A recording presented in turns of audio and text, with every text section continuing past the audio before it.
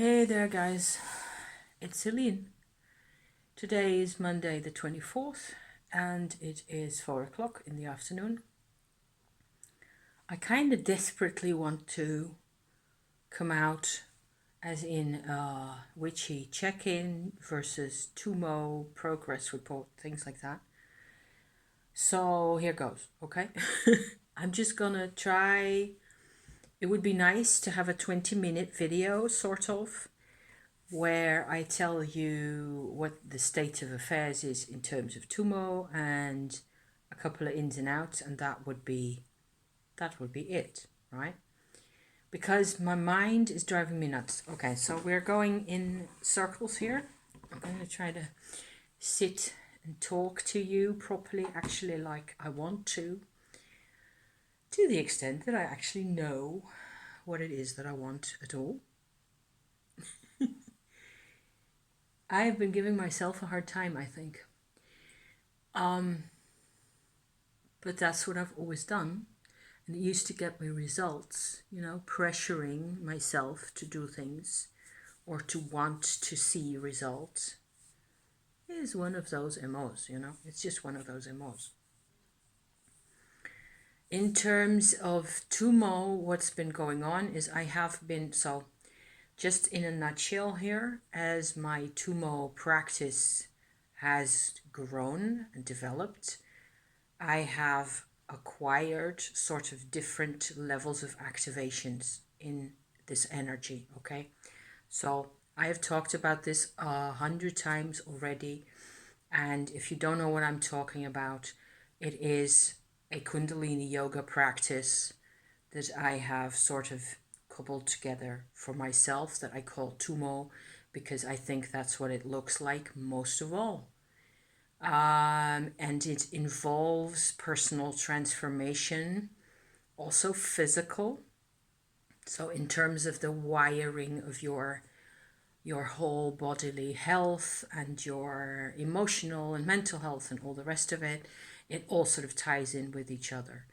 So it's a very deep and very demanding type of process that you get yourself into. It is like a sort of a full-scale experiment that I'm conducting with myself. It's been 2 years now, actually on the dot, kind of 2 years exactly, because I started this whole path in January of 2020. It's been really helpful, really supportive, and it still is, okay? But there are parts of me that are sort of being rewired at the moment. It's kind of tough. And so I want to sort of fast forward to that rather than sort of go through the whole of the story of the activations and what these do for me, and how the bottom line is it gets more complex. It also gets a lot more powerful, and you can actually get a lot done. And a lot of things really change. The most striking part of how things have changed for me in my life is in here emotionally. I'm starting to see nowadays how much more compassion I can have, how much more I feel like a human being. I feel like I'm actually part of the, human species, so to speak, in all sorts of really good ways. I relate to all sorts of things. I connect to things in ways that were impossible for me even 2 years ago, So to that extent, it's really energized me and it's rewired me. And some parts of that are also quite tiring. You have to sort of there's like an activation happening, and then there's a sort of a continued process going from there, and you need to take the rest of the time off, in a manner of speaking, to make sure that you hydrate enough, that you get enough fresh air, that you sleep well enough. None of these are really a problem in my life, luckily, which is why I can actually, continue on with this. I suppose, which is a question I occasionally ask myself, if you were to just completely give over, stop, at the point that I am at, I don't think you would necessarily lose anything of the rewiring. Certainly the gain that is there, it would still be there. So you might decide to say, okay, so this is enough for me for now, and I want to just have 6 months and do other things, do practical things, and do whatever, work things or travel or be involved and connected in other things, to also find out who it is that you are becoming as a result of the Tummo work. And I want that. I definitely want to find ways to be connected to life outside this house, outside my very small, tiny personal circle of friends and people, things like that. And it's just a matter of being patient for a few more days, weeks even, because as it is, well, we're of course all of us in some kind of a corona context, and we've had a lockdown situation in this country over the past more than a month, actually, really, and it's affecting people. It's just, I have always been fairly sensitive to energies of people around me, not just like in the sense of picking up emotions from people as an empath, which is one way of doing it. That hasn't really been my vibe necessarily. It's just that I pick up, I'm like a sponge. I pick up vibrations from other groups of people, certainly. So the exhaustion, and there's a certain level of depression even going around in this country at the moment, where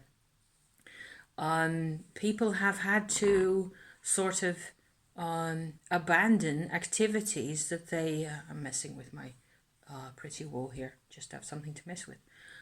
This is something I'm spinning. So you have seen maybe spinning videos of mine that I did a couple last week.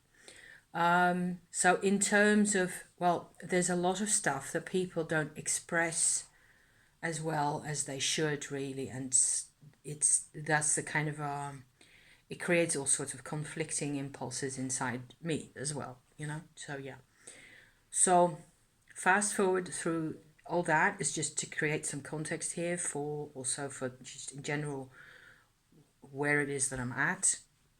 I've found over the past couple of days that I'm very emotional and even, liable to get really depressed even, which isn't really something I let myself do all that much. Because then this is what I get. I get this huge heaviness and like a sense like there's no way out really. There's never really any progress. There's never really any change. And all you can do is just sit it out and wait it out. And that makes you just into this really passive person. I get all sorts of opinions about myself and about that, and so on and so forth. That's more or less how I've been feeling. But just now, also, like I said, I've done a lot of spinning recently. It's also kind of addictive, and it's also kind of interesting because I'm experimenting with colors. And so I finally had an idea that maybe that actually has something to do with my Tummo as well, working with the colors in the way that I am. So I'm going to describe some of the Tummo actual developments over the past week or so. I think it's just a week really, where and then I will go into how that relates to the color business, and then just leave it at that, okay? If that's okay with you. If that's not okay, then, this is what I'll be doing. Feeling really awkward and really, I don't know, it's really funny. The thing is, okay, so this work here in my heart, it kind of feels like it was mostly done, and what we have to do is it has to settle. I have to get out the house, get moving again, be connected, be in activities with things, people, and we have to have nicer weather. So was a promise of sunlight, but there hasn't been that much at all, like no sunlight to speak of. It's just that there's a slight sense of a bit more color to the grayness than for the past 6 weeks or so. It's been really dismal. So all that put together, it just means having again yet more patience with life, with yourself, with society, with the history and all the rest of it. And you also are basically the only place I really have to test out whether my ideas make any sense, whether there's any like a sort of a train of thought actually happening there, is right here. Okay, so I can talk to my husband occasionally about this stuff. I can talk to him about Tummo as well, and he is on the receiving end of some of the Tummo and Shakti treatments that I give him, and he enjoys that hugely, and it gives him support and energy. So that's another benefit of this whole, this whole exercise. Okay, so as to where I was last week, okay, I have been doing a activation level, which is actually integrating the Tummo energy that I have now, which is a like 5 times more intense, deeper, reaching, more integrating level of the same type of energy through a set of processes that has become this level of energy. And now I am integrating that level of energy into my chakras. Okay. And I've been talking, I think 2 weeks ago or so, about the navel area and how that affects, it has to do with sciatica and things like that. For me personally, anything that has to do with nervous pain, neuralgia, so hypersensitive nervous system, a nervous system that is somehow not aligned well enough within the body. I don't know, that's one way of looking at it, where actually Tummo can help you, but it does take all these steps to get to that level of activation where you can do the work that I did. Then once I did that, I actually noticed that my whole sciatic nerve irritation that was in there got a whole lot better. Okay, so I've been doing sort of one chakra after the other. I've spent a whole lot of time in here and in this thymus area over here.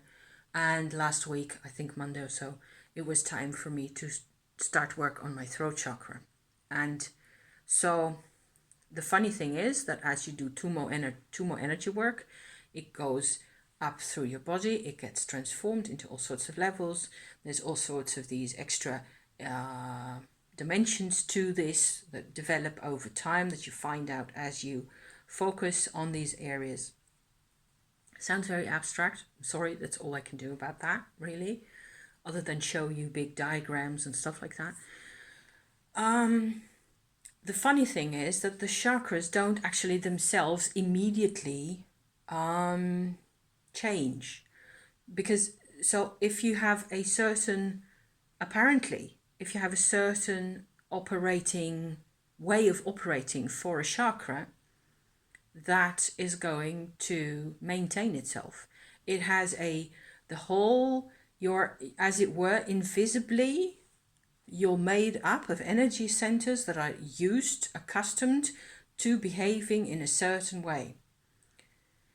And if you introduce this newfound energy into those, you can actually sort of have a mantle of your own Tummo energy around you. And so from that mantle, you go back into those chakras, and you can really feel it, and it really affects everything else. So I've been applying this process to my throat area, and I've noticed that I feel a change, first of all, in my ears. So it's like you don't probably put the Tummo going into your ears like so. You put it into the throat area, and then it goes in here to the ears, okay, as well as to the roof of the mouth and to the middle of the brain, the organs that are in there.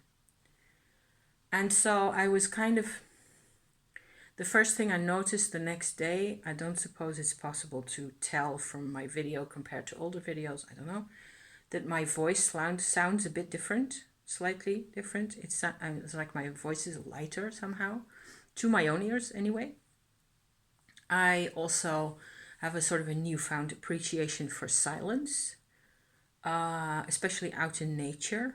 I found that to be something I feel more at ease in. It is like silence is a dimension suddenly.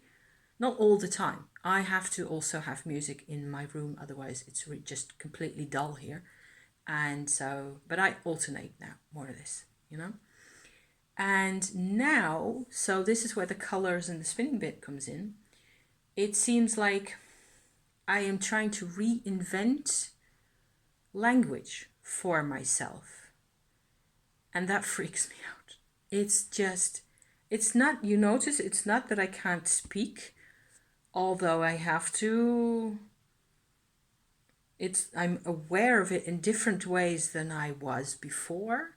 It's a lot less on automatic pilot. And I tend to feel pretty insecure, what with all the other things going on that I described before. You know, I don't really know where this is all going, you know. However, with the spinning and the colors and the yarn colors and all that stuff, I kind of feel really comfortable with that. And I can show you a couple of items just to show you what the deal is here, okay? In a minute. Yes, okay, we're running again. So this is more or less this is how it comes off the spinning wheel.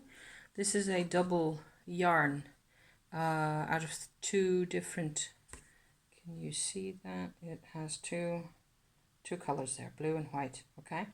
That's just the end of the yarn where there's a piece of white yarn. So I know in my process where it is that I am with this. So this one's actually the same type. The thing is that I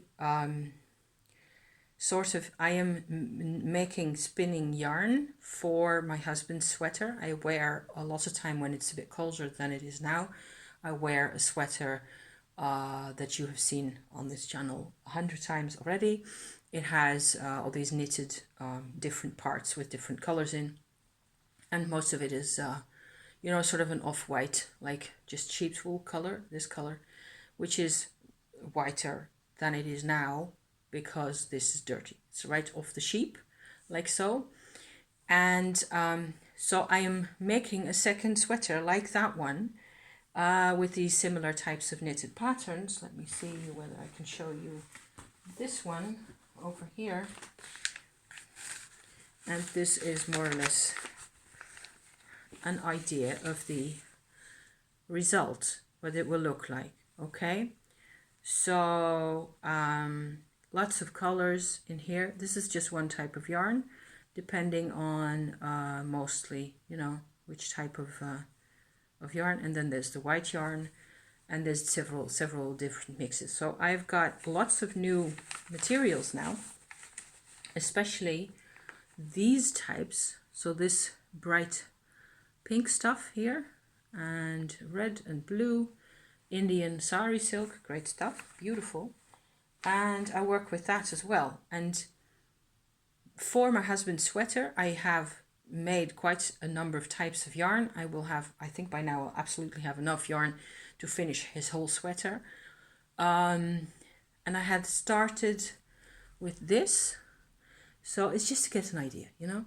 Red, one yarn is red with bits of India stuff in there, so little splashes of bright blue and bright pink and those really strong Indian colors, right?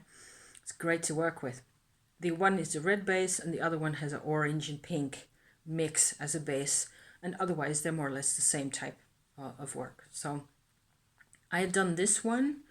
I had some of the red, so this, okay, looks completely different, you will agree. But the red part of this yarn is the same type as the red part of this yarn. Yeah? Okay.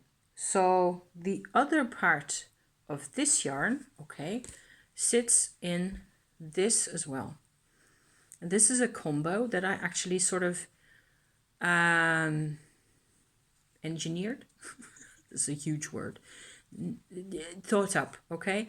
I thought up a combination of a sort of a blue turquoise aqua type tint yarn on the one hand, so a blue that is really a warm and Caribbean style blue, quite a happy tint, and the other one is like an army green, and it has little bits of yellow in there as well, and some black, and also splashes of really bright Indian like almost cobalt blue or cornflower blue and that kind of thing.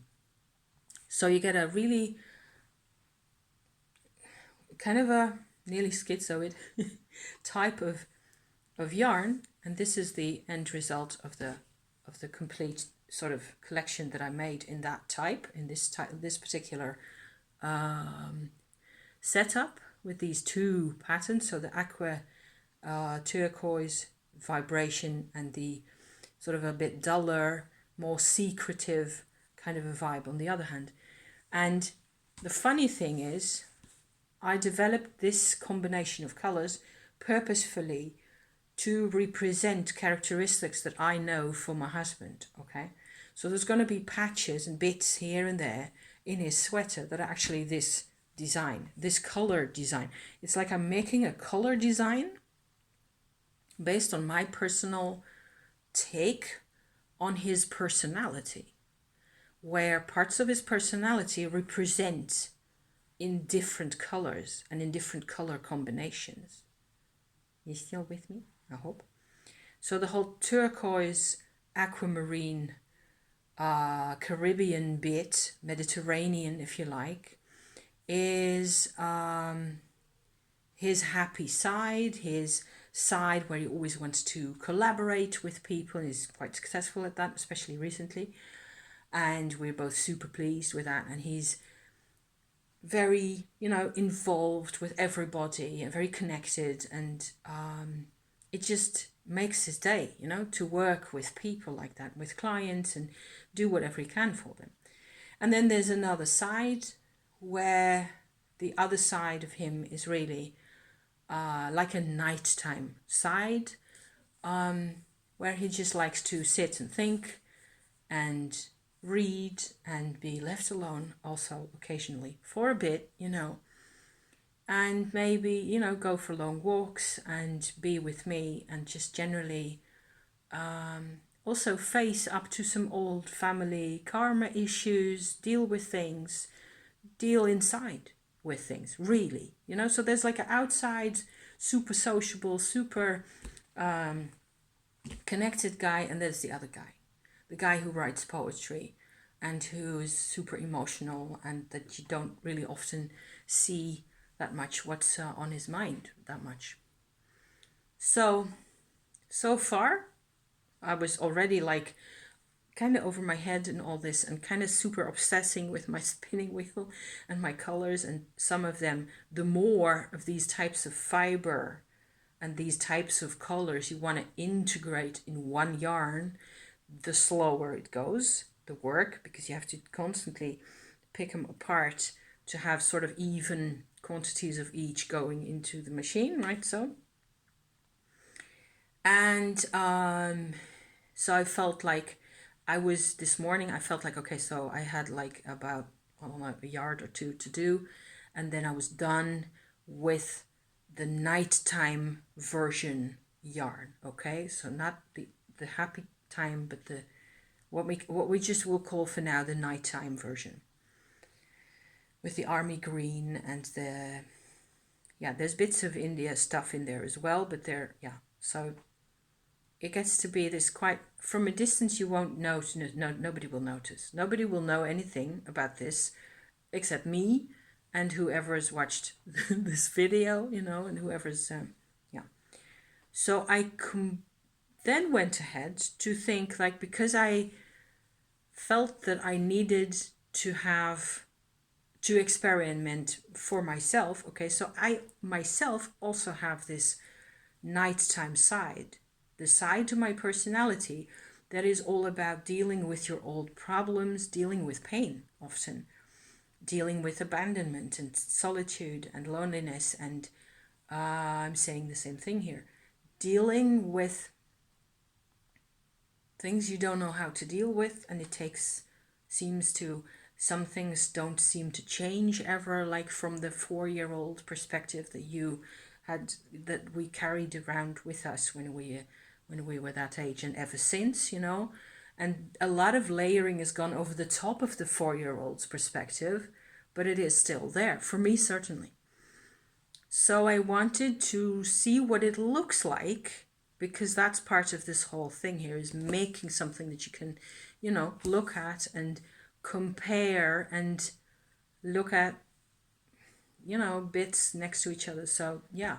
So I wanted to see, okay, so I had some of this nighttime yarn left over on my spinning, on my spool there, where I had sort of combined the two threads, into twining, to the extent that I had the Caribbean version, so the daytime version. All that is used up and it went in here. I still have some nighttime yarn left over. I hope this is possible to follow this, even if you don't have spinning experience. But so I wanted a second yarn, okay? And I have no idea what it's going to look like in combination, except in the end, towards the end of the week, I will have completed also that part of the project. Hallelujah. Because the second part of the project is going to be all this stuff. So where we went from, army green and fairly dull, it doesn't really show on camera. The yarn that you get from this, it also contains, regular sheep's wool, again, quite a bit of this sort of salmon pink business, and not so much, it looks like a huge amount of yellow and orange, but that's just a little bit. But actually these are it just becomes, what with the sari silk that has this type of stuff, for example, is sari silk, and there's like bright greens that come out all of a sudden. There's yellows. Can you see that? This is a fairly well mixed little piece here, but I have pieces that are less mixed, like for example this one. Then you have, see, there's like a sudden splooch of aqua in there, and there's all these different, so lots of fun. The yarn that comes onto the machine from that combination looks like an orange plus rainbow kind of a deal going on. The ultimate happy for me. So that's my other side. And so I'm wondering how hysterical the end result will be of the nighttime, night in the swamp kind of a deal going on, combined with that extreme happiness. But it will represent how I feel, because I have this part of me that just wants to explode out there into life and go do things, And there's another part of me that has dealt with all these changing energies, and it's kind of insecure and it's kind of weird. And I sort of realized that this project with the spinning, is like a reinterpretation of people according to colors, if that makes any sense. So not showing a person's face with this type of colors because that's what your eyes are telling you. It's like a psychological, it's more like an abstract painting, I suppose, of me, sides, of, in this case, a side of me that has these preferences, but also there's like an emotion in each and every one of these, in each and every So I'm kind of hyper aware and hyper alert as I'm spinning as well. It's like a bit too much. And I talked for half an hour. I actually sort of managed to say, I'm thinking this is the result of my Tummo work in here, you know? And that was last week. And I've also noticed it really is quite crucial to take enough time between those very deep, very transformative sessions. You cannot go on like plug into the brain and the eyes and all the rest of it. I don't think that's going, it just doesn't happen for me either. But you don't want that to happen. If that part, if the next part, I will be here to tell you about it, I hope, I think. But that will be in another 2 or 3 weeks' time, probably. So in the meantime, it is really cool to have something like this. I have been thinking about oracle cards and different types of, approaches. I was working on my own I had another little set of little cards that I made. Also made a little video about that a couple of weeks ago, where I still need to do some clearing up of the edges and some filing and some, they're just printed things that I did, that I made cards out of. And that's actually been really helpful to do a tarot card thing and then have those cards in there as well to combine my own imagery with the tarot. That was just wonderful. So I have to get that finished as well. I have to, let me see if I can show you anything as to what I'm going on about here. I want to, so these are my cards, like these types of little oracle thingies. And it looks like these are the ones that I haven't polished yet. And this is the side, the part of the deck that I actually did the polishing for. And I want to, they're supposed to get a lining, an edging, I should say, that is going to be better looking than the just white cardboard edge like that. And my spinning card is right there in with it, because it's quite a huge part of my life. So maybe, all this will actually become more relevant as I proceed. If only we could get some springtime. Actually, birds were singing. There's the occasional snowdrop or other, spring-like floofy coming out of the ground all of a sudden. We haven't really had any winter either. It does look quite a bit brighter outside, which always happens because it's 4:30 now. The sun is behind the houses, and then it clears up. So I will have to be patient. I am not patient by nature. Not at all. I am not patient. Certainly not anymore now. What with everything. Thank you for watching, you people. I just hope you still find all my kit kind of inspiring, and thoughts about language and what it represents, and communication between people, and expression, self-expression through language, as in it can mean so much more.